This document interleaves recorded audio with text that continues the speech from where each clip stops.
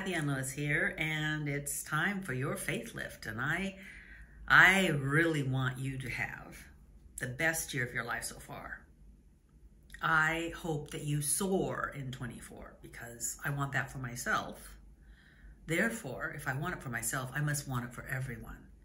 So if you're listening to this, you have a partner in spiritual evolution. I am really here for your good.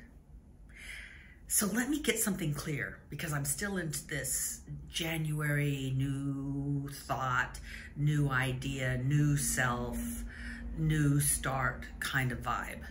And yes, I go along with it because so many people go along with it. It's nice to start something when a lot of people are thinking about new beginnings and new starts.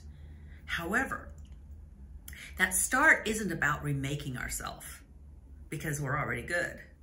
This new start isn't about somehow acquiring the magic belief that allow you to have the life that you want, to have the relationships you want, the career you want, the experience of health that you want, all of that. Instead, I believe that we get a new start, not by acquisition, but by elimination. To start allowing ourselves to drop the thoughts that have held us back. And one of the ways that I do that is when I am faced with a thought within myself, and trust me, I got thoughts in myself like I'm a this or I'm a that or this is impossible or whatever. I ask myself, is this true of God? Is this true of God? And if it's not true of God, perhaps it's not true of me. Am I limited? In some respects, but God's not limited, so I need to think of how I am unlimited instead of giving my attention to my limitations. See, the law of attention does work, and unfortunately, the brain has been programmed through evolution to give a lot of attention to the barriers, the obstacles, the threats, instead of giving attention to the opportunities, the possibilities, the promise. So if we really want to have a year like we've never had before, we train our attention to possibility, and we really question our sometimes automatic resistance to change, our almost automatic resistance to a better life. And we challenge the belief behind the fears of trying something new.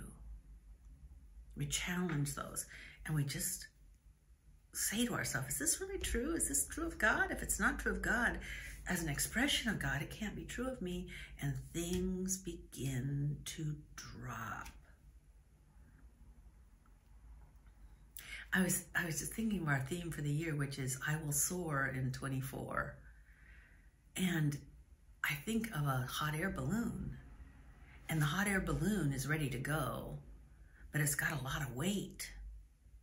And when they start releasing the weight on this balloon, it just naturally rises. When we drop the weight of our self-limiting thoughts and our self-limited identity, we naturally rise. We rise in love, we rise in wisdom, we rise in intelligence, we rise in wholeness, which allows our body to be more healthy. We just rise, and we're not doing anything. We're just not holding ourselves down anymore.